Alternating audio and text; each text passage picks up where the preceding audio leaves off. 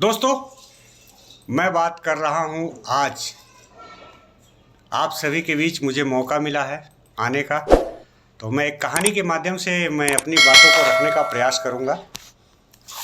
एक समय की बात है, एक राजा, चूँकि जैसे हम हैं तो अपने मित्र के यहाँ जाते हैं, तो हम जिस कैटेगरी में हैं लगभग उसी कैटेगरी में, तो राजाओं के मित्र तो राजा ही हुआ करते हैं। तो दूसरे प्रदेश में अपने राजा से मिलने गए। वहाँ पर उनका खूब ढेर सारा स्वागत हुआ, आवाभगत हुआ, और जितना दिन उन्होंने बिताया, जब वो वहाँ से वापस होने लगे तो दूसरे राजा मित्र ने उनको विदाई में उनको एक ऐसा तोहफा दिया जो उन्हें बहुत ही प्रिय था। उनके पास 2 बाज थे। बाज समझते हैं आप सभी साथी? ईगल। 2 बाज उन्होंने अपने मित्र को दिया विदाई में, और दूसरे राजा ने कहा कि ये मुझे जान से प्यारा है, इसे मैं बहुत प्यार करता हूँ और आज मैं इसे आपको तोहफे के रूप में दे रहा हूँ, इसे स्वीकार करें। राजा बहुत प्रसन्न हुआ और अपने प्रदेश की तरफ आया, अपने घर आया, और घर आया तो देखभाल के लिए दोनों बाज को लगा दिया जो वहाँ के संरक्षक थे, और उन्होंने कहा कि इनको ऐसा बनाओ कि दूर प्रदेश जा करके एक दूसरे प्रदेशों की चहलकदमी हम तक लाते रहें, पहुंचाते रहें। दोस्तों, जिनके संरक्षण में वो बाज पल रहे थे, कुछ दिनों बाद जो देख रेख करने वाला व्यक्ति था वो आता है राजा के दरबार में और राजा से आग्रह करता है, विनती करता है कि हे राजा, आपने जो 2 मुझे बाज आपने दिया है, इसका पालन पोषण मैं बहुत अच्छी तरह से कर रहा हूँ, लेकिन पता नहीं क्यों एक बाज तो वो आकाश की बुलंद चोटियों पर पंख पसारे उड़ रहा है, आकाश में अटखेलियां खेल रहा है, लेकिन जो दूसरा बाज है ये उड़ता ही नहीं है। एक चीज दोनों को खिलाने का प्रयास करता हूं, एक ही समय में दोनों को मतलब घुमाने का प्रयास करता हूं, मतलब जितनी भी चीजें हैं दोनों के साथ एक ही व्यवहार करता हूं, लेकिन एक है कि वो आकाश में अटखेलिए खेल रहा है, दूसरा जो है वो उड़ने का नाम ही नहीं लेता है। तो हे राजन, मेरे पास कोई ऐसा उपाय नहीं दिख रहा है कि मैं इसे उड़ा सकूं। राजा बहुत दुखी हुआ, पूरे इलाके में ढिढोरा पिटवा दिया कि जो इस बाज को उड़ा देगा, उसे मैं मुंह मांगे मुरादे दूंगा। बहुत सारे लोग आए, बहुत सारे प्रयास करते गए, लेकिन किसी को सफलता हासिल नहीं हुई, किसी को भी सफलता हासिल नहीं। अंत में राजा बहुत मायूस हुआ और उसे ये नहीं सूझ रहा था कि मैं क्या करूं।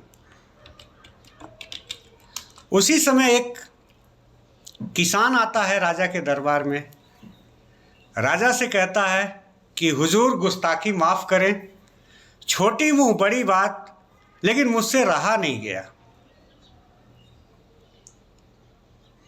अगर आप मुझे इजाज़त दें तो मैं प्रयास करता हूं इस बाज को उड़ाने का।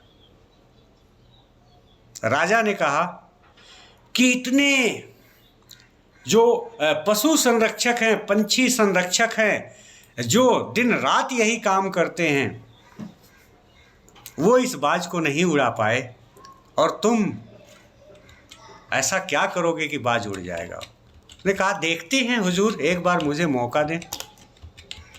किसान को लालच था कि अगर मैं ऐसा कर पाऊंगा तो मुझे मुंह मांगी मुरादें मेरी पूरी हो जाएगी और मैं गरीबी के दलदल से निकल जाऊंगा। उन्होंने कहा ठीक है चलो। राजा ने कहा मरता क्या न करता। राजा ने कहा चलिए ठीक है, देखते हैं भाई। अब जो जिसके संरक्षण में वो दोनों बाज थे उसको लेकर के गया और वहाँ पर 2 दिन 3 दिन उनकी गतिविधियाँ सिर्फ वो किसान देखता रहा कि दोनों में समानांतर क्या है और अंतर क्या है, दोनों में क्या समानताएं हैं और क्या समानताएं नहीं हैं। दोस्तों 2 दिन बीत जाने के बाद, 3 दिन बीत जाने के बाद उसने कहा, उसने देखा क्या जो उसको समझ में आई कि एक पेड़ की डाल थी, एक बाज जो नहीं उड़ता था वो जा करके उसी डाल पर बैठ जाता था और दूसरा जो है निकल जाता था आकाश में अटखेलियाँ खेलने। उसके दिमाग में आया कि अगर मैं इस पेड़ को ही काट दूं तो ये बैठेगा कहाँ, और जब बैठेगा नहीं तो इसकी मजबूरी बन जाएगी। जब ये बैठेगा ही नहीं, जब पेड़ ही नहीं रहेगा तो फिर बैठेगा कहाँ, और जब बैठने की जगह नहीं मिलेगी तो मजबूरी बन जाएगी उड़नी। उसने क्या किया, उस पेड़ की डाली को ही निकाल दिया, मतलब कोई बैठने का स्थान ही नहीं छोड़ा, दूर दूर तक कोई बैठने का स्थान उसने नहीं छोड़ा। अब जिस डाली पर बैठता था वो डाली कट चुकी। अब दूसरे दिन जब रात्रि में वो पेड़ की डाली काट दी गई, दूसरे दिन जब सुबह उड़ान के लिए बाजों को संरक्षक ने छोड़ा तो दूसरा बाज उड़ करके जा करके उस पेड़ को, उस डाली को ढूंढने लगा, लेकिन वो डाली नहीं मिली। अब जब नहीं मिली तो उसने अपनी उड़ान भरनी शुरू की। उसने उड़ान भरनी शुरू की और उड़ान भरते भरते आकाश की ऊंचाइयों में जाकर अटखेलियां खेलने लगा।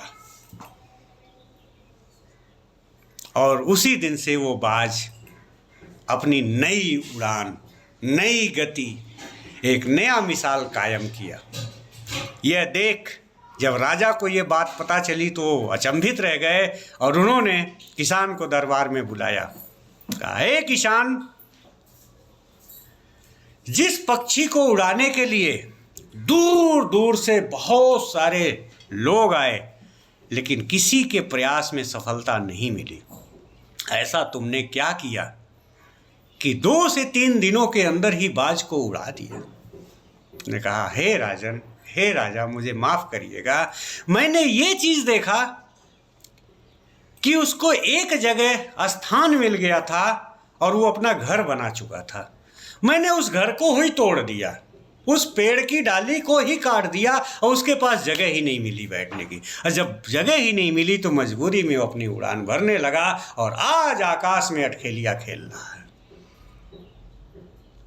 साथियों, उस राजा ने उसे मुंह मांगी मुरादें दी, जितनी भी चीज़ें उसे आवश्यकता थी, और वो गरीब किसान के पास बहुत धन हो गए। ये कहानी मैं आप लोगों को बताने का सिर्फ प्रयास कर रहा था। इस कहानी के माध्यम से इसमें बहुत ही तार्किक मंत्र छिपे हुए हैं, बहुत सारी चीज़ें छिपी हुई हैं जो आपके जीवन को रिलेट कर रही होंगी। इस कहानी से मैं आप सभी को अपनी तरफ आकर्षित करने का प्रयास कर रहा था, आप सभी को एक सूत्र में बांधने का प्रयास कर रहा था, क्योंकि आपका दिमाग इधर उधर घूम रहा था। अब आपका ध्यान, हमें उम्मीद है कि एकत्रित हो गया होगा, केंद्रित हो गया होगा। दोस्तों, हमारे पास बहुत सारे ऑप्शन हैं। आज मार्केट में ना जाने कितनी कंपनियां आ रही हैं, जा रही हैं, घूम रही हैं। हमारे पास ऑप्शन पे ऑप्शन, ऑप्शन पे ऑप्शन, ऑप्शन पे ऑप्शन। कौन परेशानियां उठाएगा, कौन इतना काम करेगा? एक काम है ना, उससे तो जीवन गुजर बसर तो चल ही रहा है। यस या नो? Yes sir, yes. किसी को ठेस लगेगी तो मुझे माफ़ करेंगे, मेरा मकसद किसी के दिल को ठेस पहुंचाना नहीं है, किसी के दिल को दुखाना हमारा मकसद नहीं है। दोस्तों, हम सभी ने एक प्रयास किया, परलॉइन इंटरनेशनल में लोगों का अकाउंट ओपन करना शुरू किया, एक टीम बनी और हम बन गए आलसी।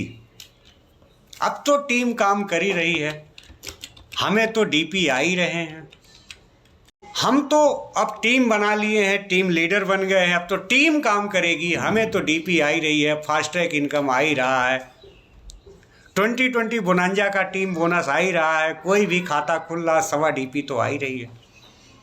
क्या जरूरत है काम करने की? हम बन गए आलसी। सिस्टम ने देखा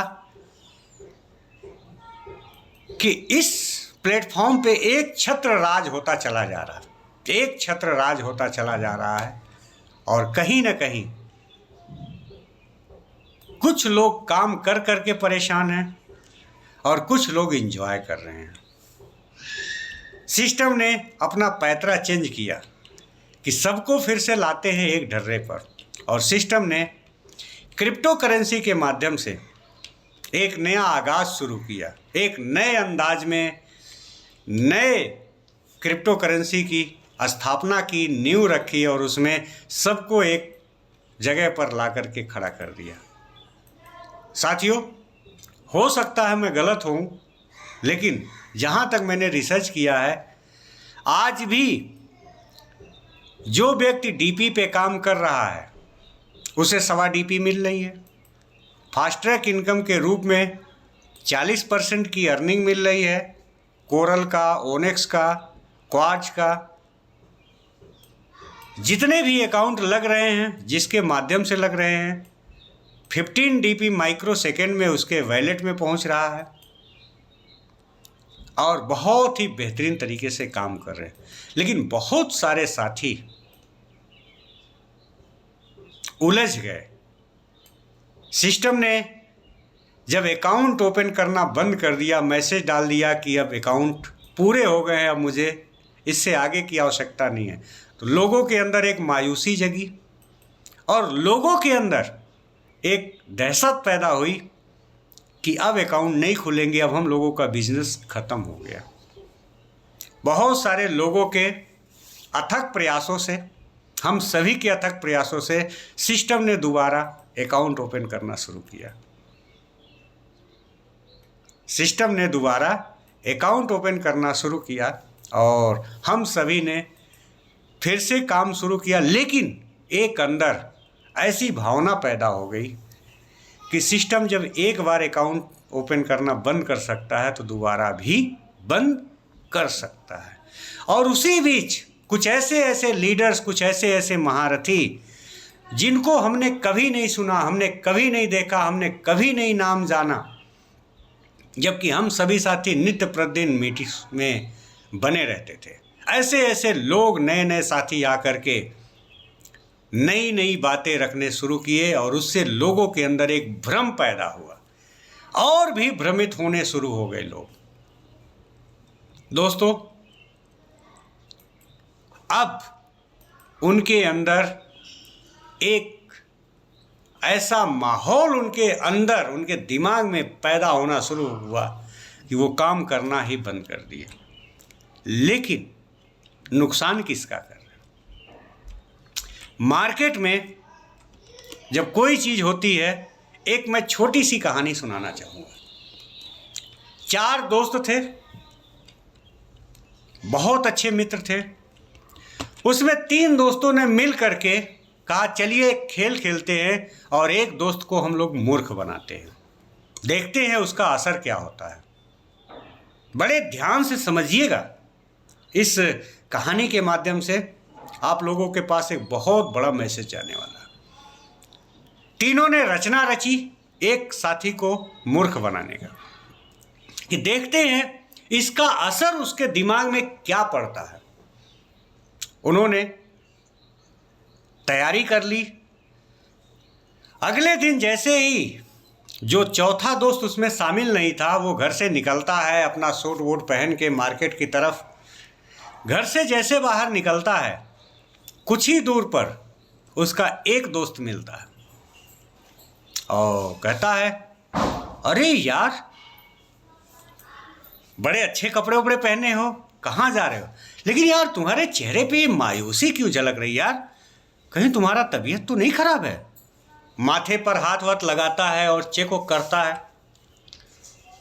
कहता नहीं तो है, फर्स्ट क्लास हूँ। नहीं, कहता ना ना ना कुछ तो है यार।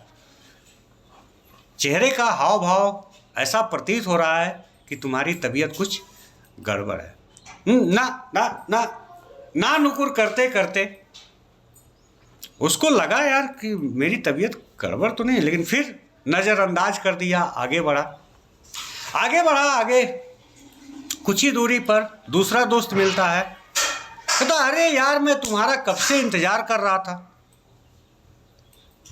चलो चलते हैं। पहला दोस्त मिला था, दूसरा भी मिल गया। उसने कहा देखते ही मैं नाम रख लेता हूं रमेश। अरे रमेश यार लग तो बड़े अच्छे रहे हो, लेकिन यार क्या बात है, तुम्हारी तबीयत खराब है क्या? दवा लेने जा रहे हो? ना ना ना नहीं यार, कहाँ मेरी तबीयत खराब है, नहीं मैं तो ठीक हूँ। नहीं यार। दूसरा दोस्त जो पहले मिला था उसने कहा, मैंने कहा है रमेश को कि यार तुम्हारी तबीयत कुछ गड़बड़ है, लेकिन ये मान ही नहीं रहा। अब उसके अंदर एक संदेह पैदा हो गया, यार क्या बात है, इसने भी कहा कि मेरी तबीयत गड़बड़ है और ये मिला देखो इस भी कह रहा है। खैर कहा अरे ठीक है यार, तबीयत गड़बड़ होगी, सही हो जाएगी, कोई बात नहीं, चलो चलते हैं। वो भी दूसरा दोस्त, तीनों साथी मिल लिए, आगे बढ़े।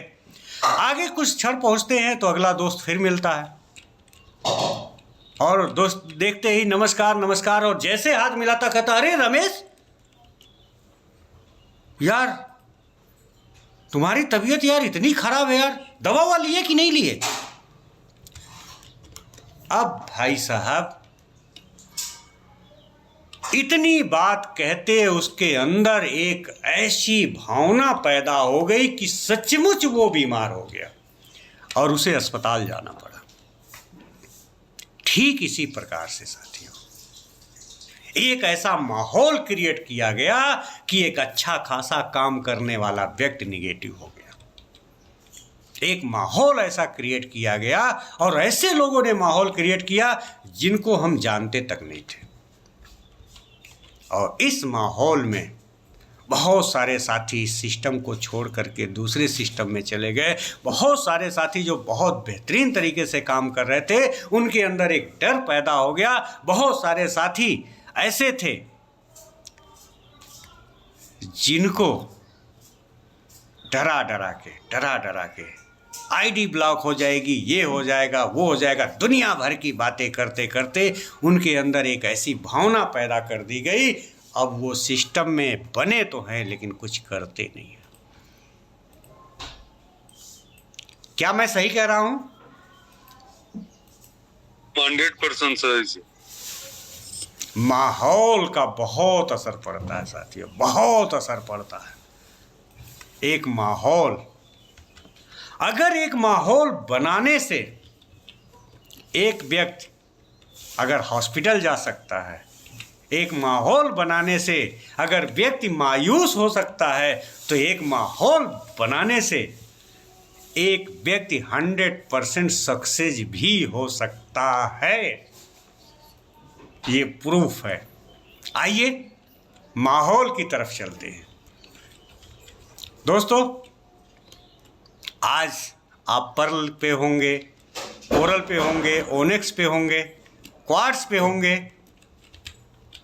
अमेथिस्ट पर होंगे, प्लान बी में आप अगेट, अमेजोनाइट, अंबर, जहाँ भी होंगे। एक चीज़ की बात बार बार आई, ऑटो पुल अब आएगा, फला तारीख को आएगा, इस महीने आएगा, दिवाली में धमाका होगा, दशहरे में धमाका होगा। लोगों ने ये बात कह के हमारे दिमाग में ऐसी चीज़ें डाल दी कि ऑटो पुल नहीं आया मतलब अब क्या पहले ऐसी बातें होती थी? नहीं होती थी। और हम सभी ने प्लान दिया। मैं अपनी वीडियोज़ में, मैं एक साथ में यूट्यूबर भी हूँ, आरपी मोटिवेशनल रामप्रीत के नाम से हमारा चैनल है। अगर आपने सब्सक्राइब नहीं किया है तो सब्सक्राइब कर लीजिएगा। दोस्तों, हम चिल्ला चिल्ला के कहते हैं, बड़े मंच पे कहते हैं, अपने यूट्यूब के माध्यम से कहते हैं कि हमने प्लान दिया, और हमने जिसको भी प्लान दिया अगर उसके पास वो कागज़ होगा तो कागज़ खोल करके देखे कि अगर एक ऑटो पुल 12 से 18 महीने में आता है तो 8 ऑटो पुल आने में 8 से 12 वर्ष लगेंगे। और अगर 5 सालों में अगर 3 से 4 ऑटो पुल भी आ गए तो भी आपके 3 से 5 गुना 10 गुना इनकम आपके पास आ जाएगी। और 32 लाख रुपए अगर आ गए तब तो बहुत बड़ी बात है।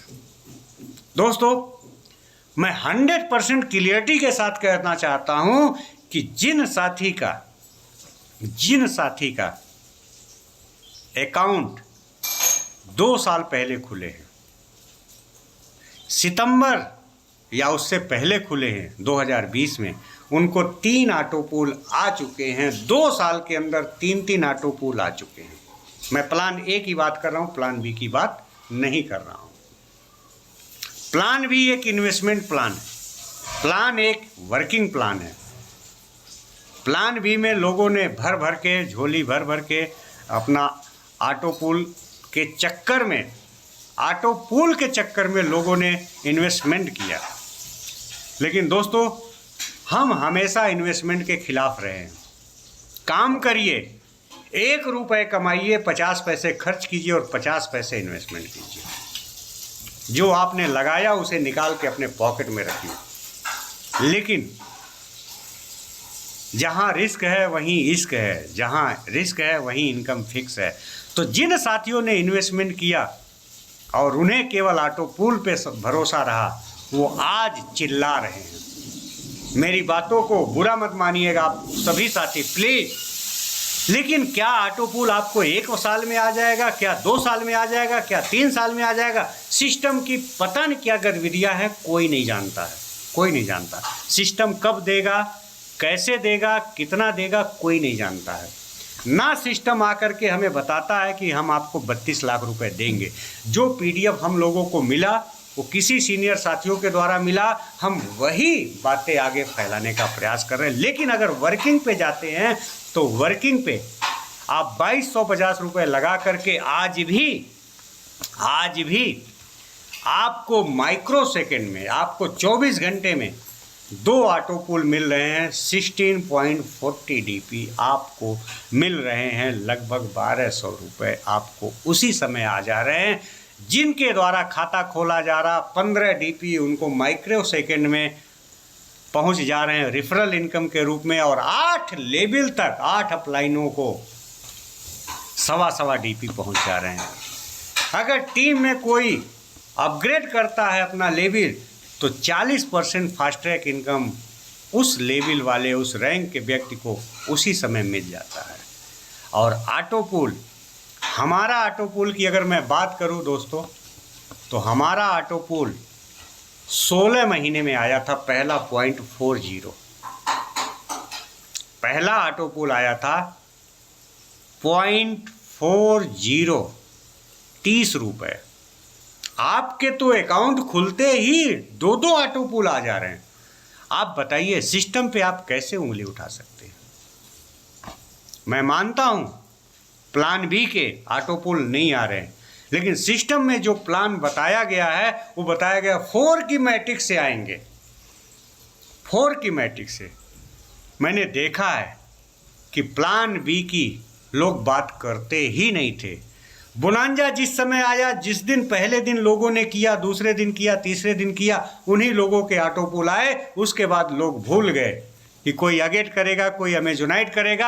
आप दिल पे हाथ रख करके बताइए, अगर आप 100 लोगों की टीम है तो उसमें कितने लोग अगेट अमेजोनाइट अंबर किए हैं? कितने लोग किए?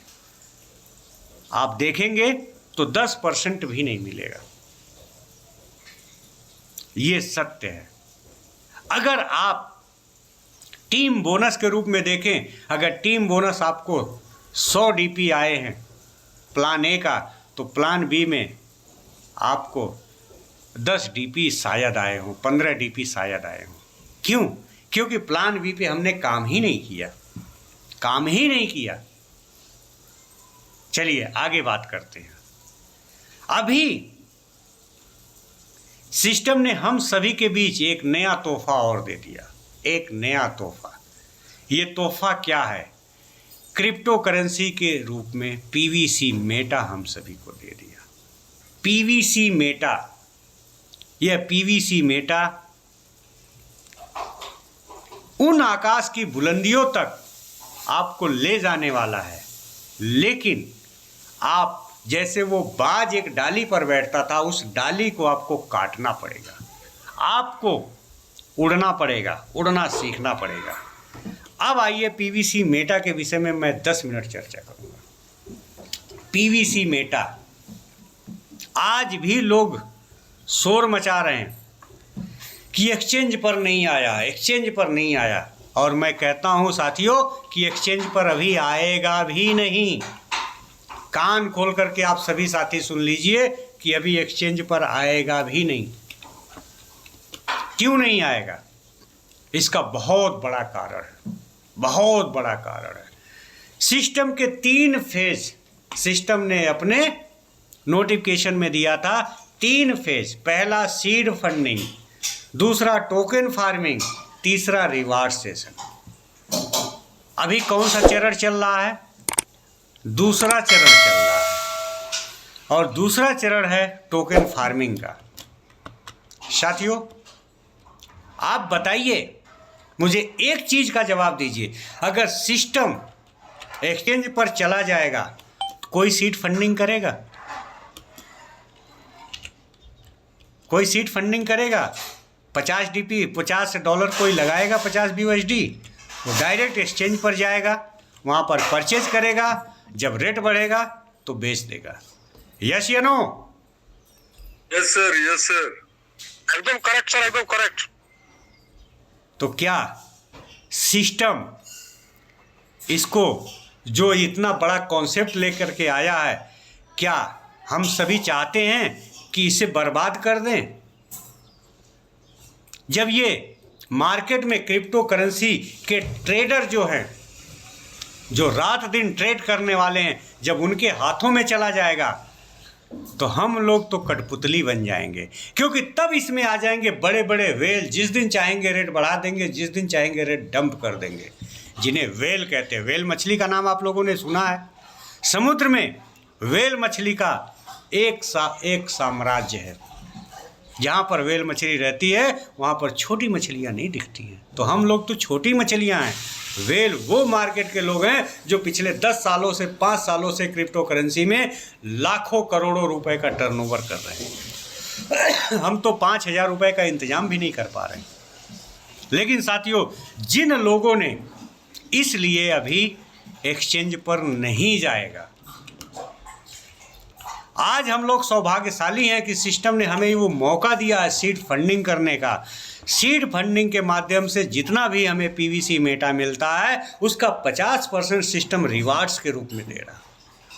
मैंने बहुत सारी कंपनियों को देखा है क्रिप्टो करेंसी में, चूँकि मैं क्रिप्टो करेंसी में काम करता हूँ। बहुत सारी कंपनियाँ, बहुत सारे क्रिप्टो लॉन्च होते हैं मार्केट में, प्री सेल में आते हैं, प्राइवेट सेल में आते हैं, और किसी एक्सचेंज पर नहीं जाते हैं, और लाखों रुपए, उनकी मानसिकता ही छोटी होती है, और वो किसी एक्सचेंज पर ना जा कर के या किसी एक्सचेंज पर जाते हैं, थोड़ी सी लिक्विडिटी डालते हैं और वहाँ से मार्केट डंप करा देते हैं। जितना उनके पास कॉइन होता है वो सबसे पहले अपना कॉइन बेचते हैं और किनारे हो जाते हैं। कुछ 2-4 करोड़ या 10-20 लाख 50 लाख ले करके वो किनारे हो जाते हैं और वो काम ख़त्म हो जाता है। ऐसे मैंने कितने पैसे डुबाए हैं अपने, मैं अपनी बात कर रहा हूँ दोस्तों। आज हमारे बीच पीवीसी मेटा है, $1 से स्टार्ट हुआ। वाजपेयी सर इस मीटिंग में गवाह हैं। जिस दिन क्रिप्टो करेंसी लॉन्च हुआ था 28 तारीख, 3:30 बजे का समय था। मुझे अच्छी तरह से याद है, हमारे घर पे श्रीमान Vajpayee sir, SP Gupta sir, बहुत सारे साथी यहाँ पर मौजूद थे कि जल्दी से जल्दी $1 के रेट में खरीद ले, नहीं तो रेट बढ़ जाएगा। और प्रयास करते करते सभी साथियों ने खरीदा, किन्हीं को $1.5 के रेट में मिला, किन्हीं को $2.25 मिला। एक खुशनसीब हमारे एसपी गुप्ता सर हैं जिनको $1 के रेट में पीवीसी मेटा मिला, और हमें भी नहीं मिला, लेकिन हमने प्रयास किया और प्रयास का नतीजा रहा कि आज उसकी वैल्यू $7.21 पहुंच गई। अगर मैं $1.5 में भी खरीदा तो साथियों 4 गुना से ज़्यादा प्रॉफिट हमें मिल चुका, सिर्फ अपने इन्वेस्टमेंट का, सिर्फ अपने इन्वेस्टमेंट का। और सिस्टम अगर एक्सचेंज पर ला दे तो हमारे अंदर क्या भावना पैदा हो जाएगा, अरे 4 गुना हो गया, बेचो, बेच दो, 10,000 का 40,000 रुपये बन गया है। यस या नो? Yes sir. क्योंकि हम हिंदुस्तानियों को दूरदृष्टि नहीं दिखाई देती है, बस छोटी चीज़ों में पैनिक हो जाते हैं और जितने भी कॉइन होते हैं सेल करके निकल लेते हैं। एग्जाम्पल के रूप में मैं बहुत सारे क्रिप्टो खरीदता हूँ और बेच देता हूँ, बाद में सोचता हूँ काश मैंने इतना दिन रख लिया होता तो आज लाखों रुपए मुझे मिल गए होते। लेकिन सिस्टम ने देखिए वो कमजोरी, वो नब्ज पकड़ ली कि आपने खरीद तो लिया है, बेचने नहीं दूंगा, बेचने ही नहीं दूंगा। जब बेचने नहीं दूंगा तो आपकी मजबूरी बन जाएगी, और यही मजबूरी आपको अमीर बनाएगी। क्यों? आज $7 का रेट पहुंचा है, धीरे धीरे धीरे करके $10, $20, $40, $50, और ये 600 दिनों की स्टेकिंग है। 50% रिवार्ड मिला करके दोस्तों 600 दिन में रिलीज होगा 0.25%। 600 दिनों में, अगर मैं कहूँ 3 महीने में अगर $7 का रेट पहुंचा, 7 गुना पहुंचा, तो अगले 15 महीने में क्या इसका रेट $100 नहीं जाएगा? कोई साथी है कुछ? यस सर, उम्मीद तो लगा रहे हैं हम। $100 से और ज्यादा हो जाएगा। यस, बिल्कुल अनूप सर, और ज़्यादा हो जाएगा। क्यों होगा? क्योंकि सिस्टम से पहले चरण से जब हम लोग आगे बढ़ रहे हैं, दूसरे चरण टोकन फार्मिंग में, देखिए कितना शानदार रचना सिस्टम ने रची। जब आप टोकन फार्मिंग करेंगे, और टोकन फार्मिंग भी 100% अपने पास से और देगा रिवार्ड्स के रूप में। मतलब आपकी अगर टोकन फार्मिंग 10,000 रुपये की हुई तो 10,000 रुपये सिस्टम अपने पास से मिला करके 20,000 रुपये आपको लौटाएगा 27 महीने के अंदर, 800 दिनों में। और सिस्टम ने विड्रॉल का ऑप्शन दे दिया, रिडीम का ऑप्शन दे दिया कि आप इसे 10 USD जैसे हो जाएगा, $10 जैसे हो जाएगा, आप रिडीम कर लेंगे पीवीसी मेटा में। अब आप पीवीसी मेटा में आप रिडीम करते जाएंगे तो उसका रेट बढ़ेगा, और जितना रिडीम करेंगे 15% सिस्टम चार्ज काट लेगा, और चार्ज काट के वो आपके ही वॉलेट में किनारे कर देगा, वो चार्ज स्वयं नहीं लेगा। जब इस चीज़ को मैंने देखा तो मैंने कहा यस, अब मज़ा आएगा इस बिजनेस में काम करने में। पहले तो मैंने कहा था, क्योंकि जब विड्रॉल का ऑप्शन नहीं दिया था कि 10,000 रुपये हम लगाएंगे और 17,500 रुपये हमें मिलेगा, क्योंकि 15% कटौती हो जाएगी। लेकिन जब सिस्टम ने ये ऑप्शन दे दिया तो इतनी खुशी आ गई। वाजपेयी सर इस बात के गवाह हैं कि वाजपेयी सर अब मज़ा आएगा काम करने में। 15% जो कटौती होगी, उस कटौती से जब वो मिनिमम $10 की कटौती वो दिखेगी, आप उससे सीड फंडिंग फिर से कर लेंगे, और वो सीड फंडिंग करेंगे तो वो भी आपका लॉक हो जाएगा, और वो भी 400 दिनों तक वही कॉइन आपको रिलीज होगा, तो उसके रेट भी तो आसमान छुएंगे। और अभी आपने देखा 2 नवंबर को जब सिस्टम ने रिडीम का ऑप्शन दिया, उसके बाद वहाँ पर 2 दिन बाद 3 दिन बाद ही एक वहाँ पर आ गया और रिडीम करने का, किस में? सीड फंडिंग में मिनिमम $10 लोगों ने पीवीसी मेटा में उसको निवेश करना शुरू कर दिया, और रेट भागना शुरू कर दिया, रेट भागना शुरू कर दिया। हमारे रिडीम होंगे हमारा जो ट्रांजैक्शन कटेगा हम उसका पीवीसी मेटा सीड फंडिंग करेंगे, आपका कटेगा आप करेंगे। मतलब जितने भी व्यक्ति टोकन फार्मिंग कर रहे हैं वो सीड फंडिंग दोबारा करेंगे। और मिनिमम 10 BUSD, 50 की आवश्यकता नहीं है। 50 की आवश्यकता पहली बार है जब आप सीड फंडिंग करने जाएंगे। लेकिन टोकन फार्मिंग आप कर चुके हैं, उसका जो ट्रांजैक्शन चार्ज कट रहा आप ही को मिल रहा, उसका जब आप करते हैं तो आपकी सीड फंडिंग बनती है। और सीड फंडिंग में जो पीवीसी मेट आपको रिलीज होगा वो भी आसमान की ऊंचाई। इसलिए $100 ही नहीं, ये $1000 का रेट जाएगा। आप सोचिए अगर आपके पास 100 पीवीसी मेटा है, मात्र 100, आपने ज़्यादा से ज़्यादा 10,000 रुपये लगाए होंगे। 600 से 700 दिनों में, 800 दिनों में इसका रेट $1000 चला गया। 1000 इंटू 100 कितना होता है सर? 1000 इंटू 100 कितना होता है सर? लाखों होते हैं। 1 लाख। 1 लाख। और तब तक BUSD की कीमत 100 रुपये पहुंच जाएगी। मतलब वो आपका 10,000 रुपये का निवेश 1 करोड़ रुपए बना देगा। 1 करोड़ रुपए बना देगा। आप सोचिए कहाँ पड़े हैं चक्कर में, कोई नहीं है टक्कर में। कहते हैं ना साथियों कि हो के मायूस यूं इरादे ना बदल, तेरी किस्मत कभी भी बदल सकती है, कभी भी बदल सकती है, कभी भी बदल सकती है। दोस्तों अगर आप इस कॉन्सेप्ट को नहीं समझे हैं तो मेरी हाथ जोड़ करके विनती है कि इसको समझिए, समझिए, समझिए। अगर आपके दिमाग में खुराफात चल रही है और अगर आपको परलवाइन से मोहब्बत नहीं है,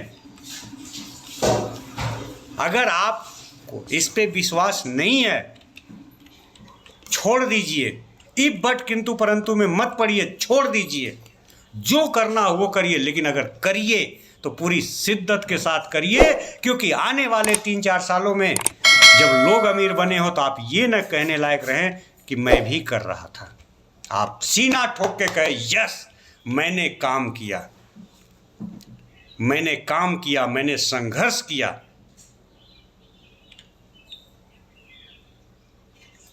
आज मैं कामयाब हूं, आज मैं कामयाब हूं। पर्लवाइन इंटरनेशनल ने ऑटो पूल के माध्यम से, फास्ट ट्रैक के माध्यम से, डीपी के माध्यम से, पीवीसी मेटा के माध्यम से, सीड फंडिंग के माध्यम से, टोकन फार्मिंग के माध्यम से मुझे करोड़पति बना दिया, करोड़पति बना दिया। Thanks to Pearlvine, thanks to Pearlvine, all of you. आप सभी साथियों को मैं बहुत बहुत धन्यवाद करता हूँ, बहुत बहुत धन्यवाद करता हूँ, बहुत बहुत धन्यवाद करता हूँ। साथियों अगर आपका दिल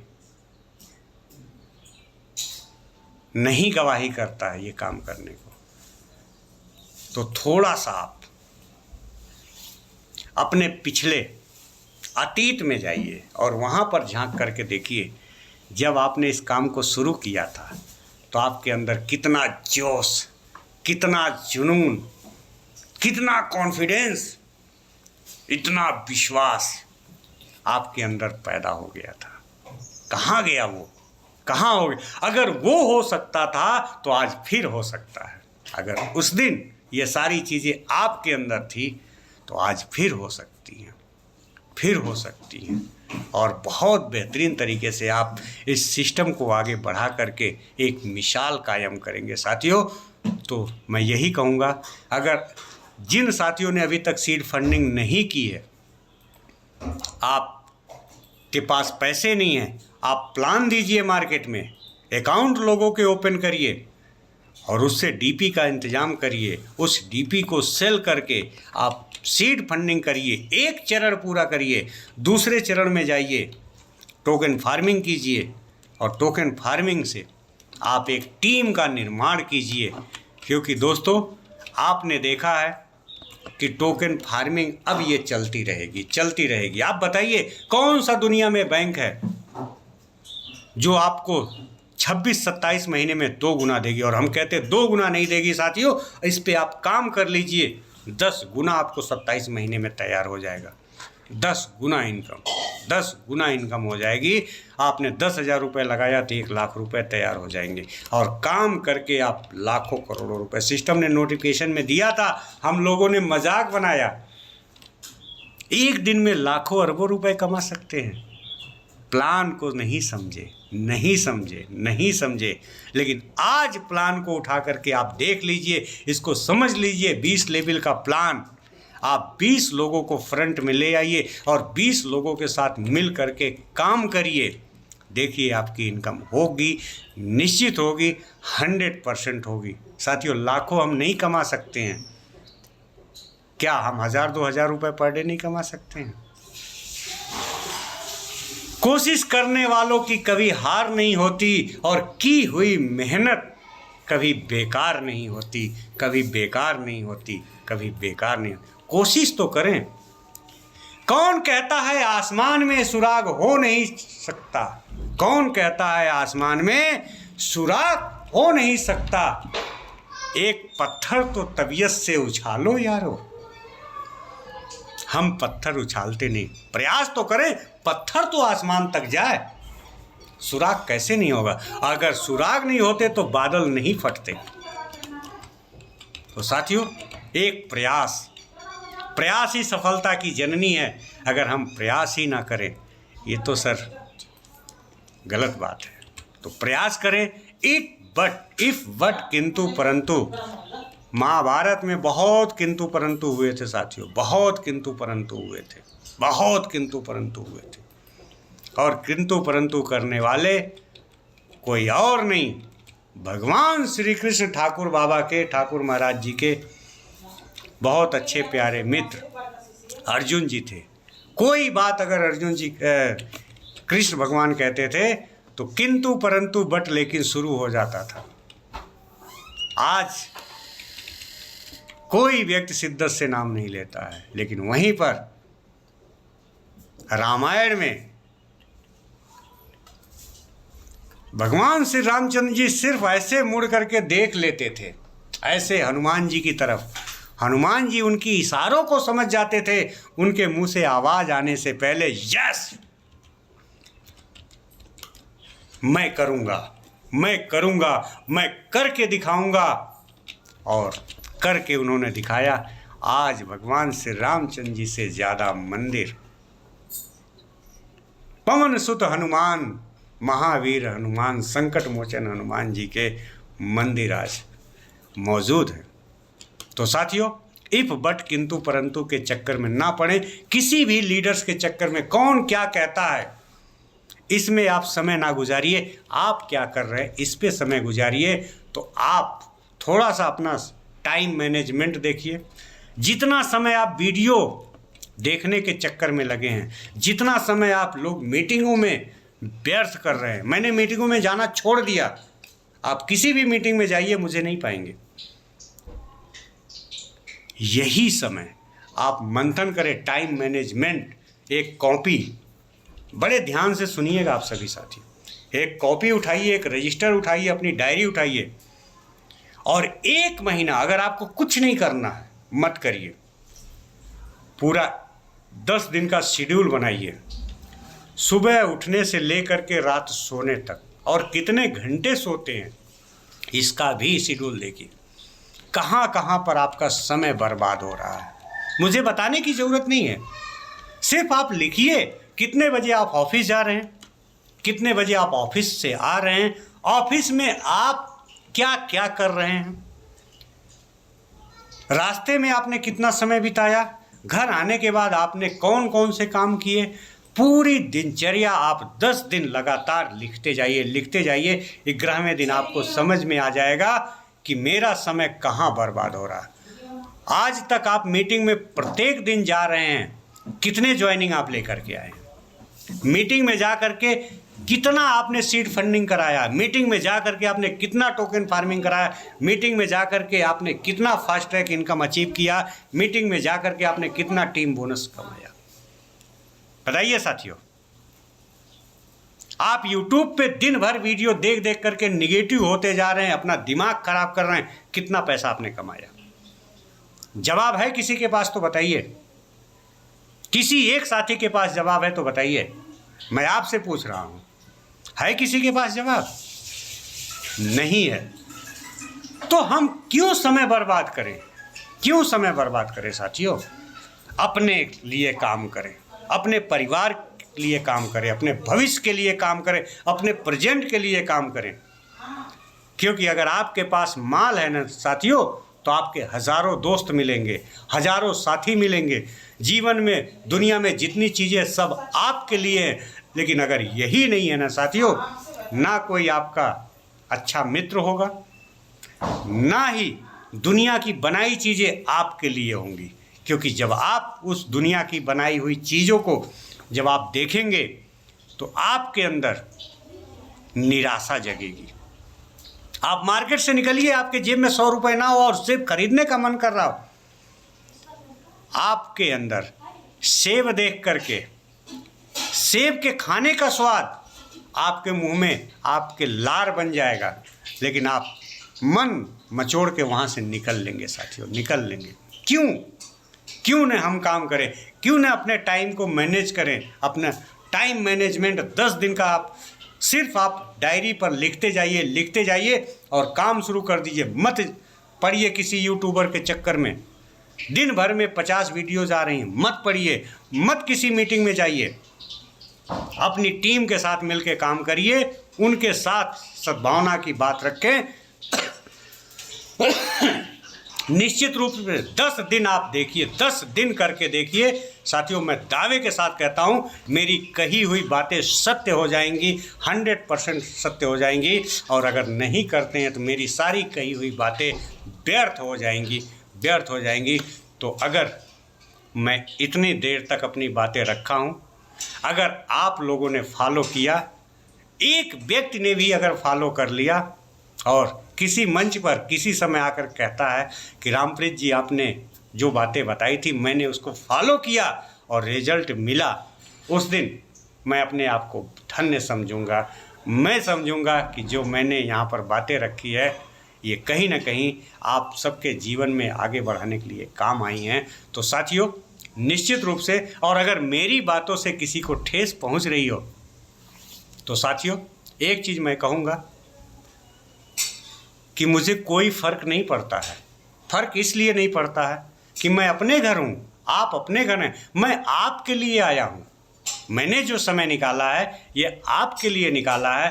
अगर आपके समझ में फिर भी नहीं आता है तो मेरे पास कोई ऐसी मार्केट की पुड़िया नहीं है सर कि उसे मैं घोल करके आपको पिला दूँ और आप कामयाब हो जाएं। संघर्ष तो आपको ही करना पड़ेगा, आपको ही करना पड़ेगा। तो दोस्तों आप सभी को बहुत बहुत धन्यवाद।